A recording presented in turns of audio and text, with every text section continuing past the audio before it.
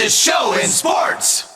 Remember when college football used to be all about going to the games on the weekends, have a good time, maybe a tailgate party? You win some, you lose some.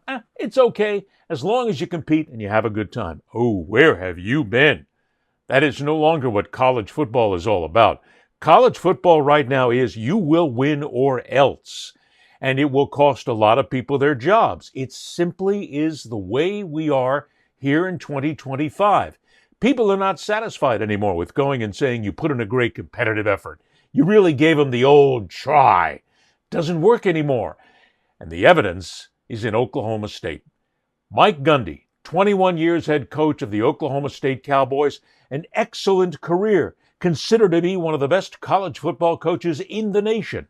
However, what has he not done? Well, let's see. He's won, but he hasn't won a national championship. Therein lies the rub, because right now what we have is a college football society that simply states, I want to win every year. I want to contend every year. And if we can't, you're out. Mike Gundy lost his job after 21 years because he quite simply couldn't change with the times. It is basically a slow death that a lot of coaches are now being pushed into because they have to win or else. Here's Brandon Marcello from 24/7 Sports, who actually was there at what was the final game for Mike Gundy and noticed what a lot of people had been seeing. Yeah, I was there Friday night in Stillwater during the loss, and it was clear then that it was over. It's just been a very discombobulated mess with the administration there. It was a matter of time before they all got on the same page and made this decision to move on. This has just been something that's been a long time coming since last season. They've lost 11 straight FBS games, and you've got a head coach in Mike Gundy who has refused to change his ways in a lot of ways. And as a result, he's had to kind of quickly try to catch up the last 2 years through the transfer portal. They had over 60 new players on the roster this season, including 40 plus from the transfer portal. And the problem is that those additions from the transfer portal are not great players. They're just good to average players. And when you throw that all in the mix, on top of a base, a foundation last year, they only won 3 games, you get this disaster you're seeing now in Stillwater.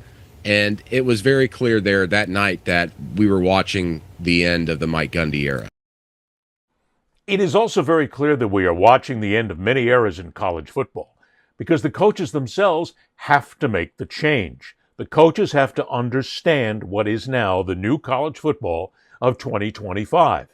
You can't just contend.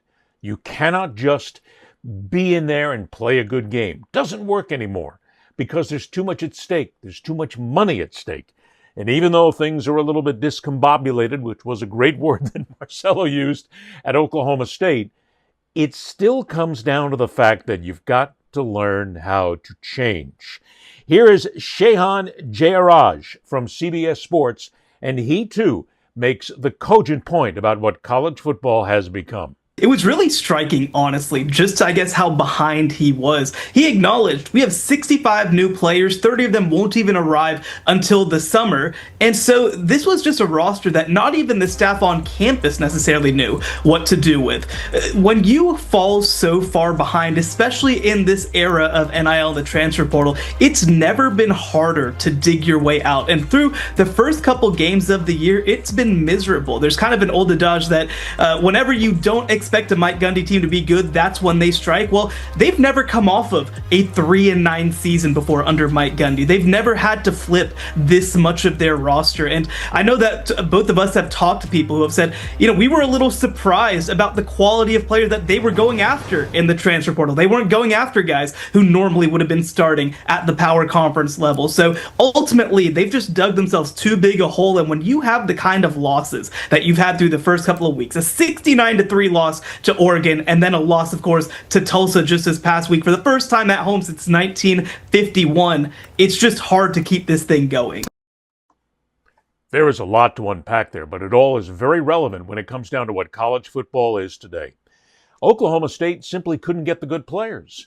Players don't want to come anymore to a program where they know they're not going to have a chance to win a national championship. It's simply that easy, because the players themselves know the opportunity is there to make a lot of money.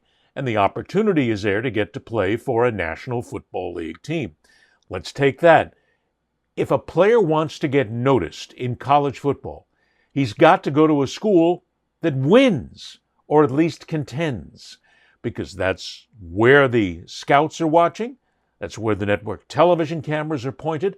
Those are the games, those are the programs that make them popular, that make them big time, that get them noticed on the college football stage. A place like Oklahoma State, look, nothing against them, nobody there ever stole a freight train, but quite frankly, why would anybody want to go to Oklahoma State?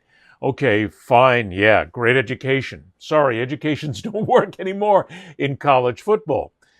There was no reason, even in the transfer portal, for many of these players to go to Oklahoma State. If you go there, maybe you're coming from a very, very low-rated program, and you got a chance to come play at Oklahoma State. Your competition is going to be very good. There's a chance you may get onto national television, and because you're being coached by a guy like Mike Gundy, there's a chance, a slim chance, that you're going to get noticed. But still, you're going to have to leave. Oklahoma State has now become what is the way station, if you will, in college football. Because if a player wants to make a lot of money, and they all want to make money, and they all want to go to the National Football League, and they all want to get noticed, you're not going to get it done at Oklahoma State. How many times recently has anybody talked about OSU for being a national title contender? I can't remember the time.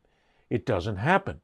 So here you have the player who's in a mediocre program, who can't get into Notre Dame, Miami, UCLA, Ohio State. So what is he going to do? He takes the Oklahoma State route. I can go there, I can play, the competition is better, I can get better, and then I still have to look at transferring out. See, players now have to look at their career as being more finite than ever, because when you're coming out of high school, you want to pick that right team. If the team is right, then you'll be there 1, maybe 2 seasons. If it's not, you're going to be there 1 season, and then you're going to transfer out. And then maybe that second team is not where it really is going to help you, so you're going to transfer out again. And then maybe you're going to have to go to a 4th program. You've only got so many years to do this. The players are just as selective anymore as coaches used to be when it comes down to jobs. They want to win. Oklahoma State was not going to win. They were not going to win a national championship. They weren't even going to contend. Mike Gundy is the representative of the coach that needs to understand, if you do not learn quickly how to use the transfer portal, if you don't learn how to use your recruits, if you don't learn how to get the right players, if you don't learn how to create that roster, you're going to lose. And you're going to lose big, because you're not going to get the better players. They're still going to go to the other schools. Mike Gundy didn't understand it. Dabo Swinney is another one who hasn't understood it yet, and we'll get to Dabo in a moment. But these are coaches that have to stop living in the past. This is a new era of college football. The fans won't stand for it.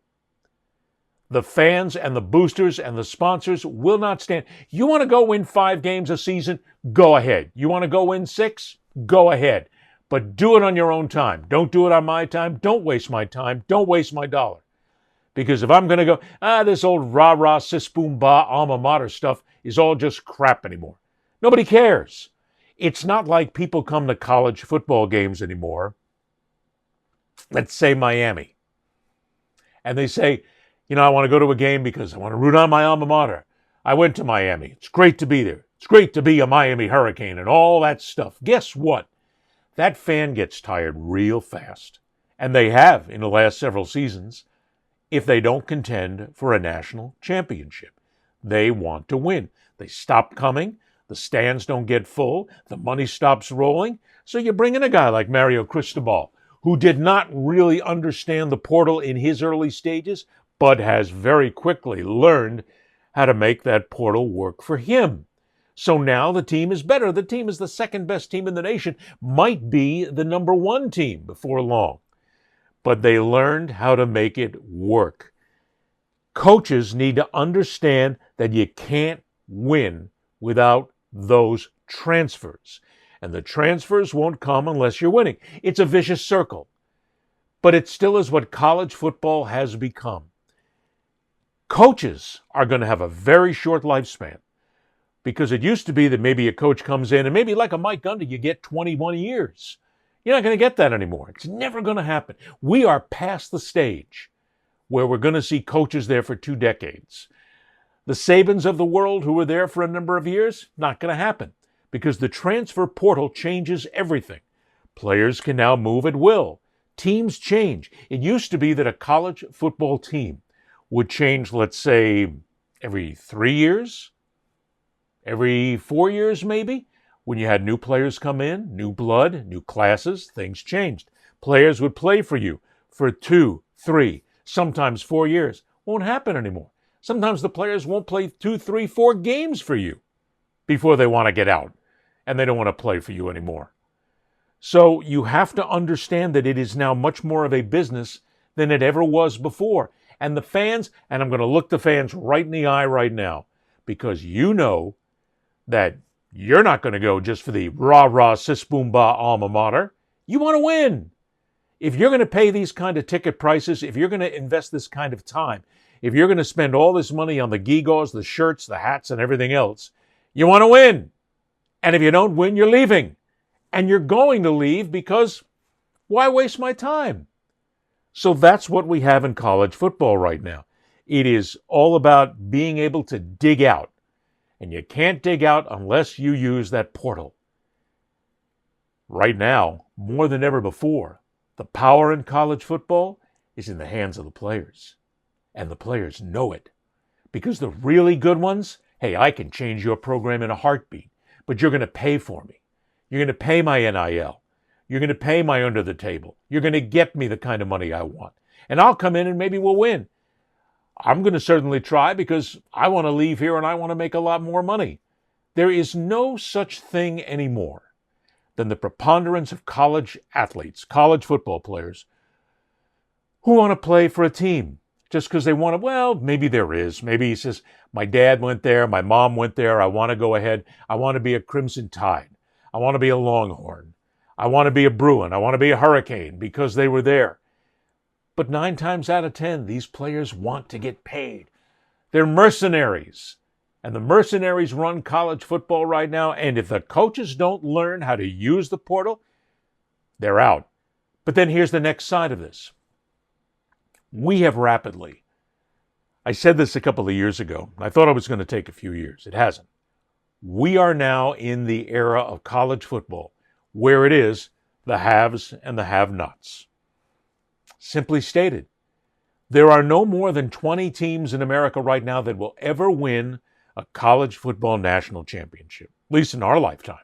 20 teams, that's it. Matter of fact, I'll go one step further. I'll bet you there are 15 teams, no more, that will win a national championship. You know why? They have the money. They have the power. They have the players. These are the schools that the players want to go to. The Floridas, the Miamis, the Texas, Alabama, Auburn, Ohio State, Michigan, Oregon. These are the teams they want to go play for because these are the teams that are going to win. So if you continue with all of these great players that are just circulating around these 15 teams, and the next generation, and the next generation, and the next generation, it's going to continue. We have made the cutoff. There are only certain teams that are going to ever contend for a national championship in our lifetime. And maybe occasionally a stray team will wander into the playoffs. Maybe. But it's unlikely. Because it's not all about just winning games. It's about starting to get the best players. And the best players want to go where the best chances are to win. And that's maybe those 15 teams. It's a shame. I mean, as we always, in college basketball, we still talk about the fact that there's a Cinderella team. There are no more Cinderellas in college football. Turn in your glass slippers. And yeah, somebody's going to say, well, this team might come up and this team might come up. Yeah, they might. But it's not likely. There's no more Cinderellas in college football. You got to stick with the big teams. And the big teams have the players, they have the power, they have the money, and the rest are going to have to learn how to subsist on a second level, which gets them maybe 9 wins, 8 wins. Maybe they'll have to be content with 7 wins. But the question is, will you, the fan, be content if your team for 5 years wins 8 and 9 games and doesn't contend for a championship, a conference championship, a national championship? No, you won't. You'll stay away. I guarantee it. Because you want to win. You want to feel good about yourselves. And right now, if you can't win, I'm out the door. That's all, folks.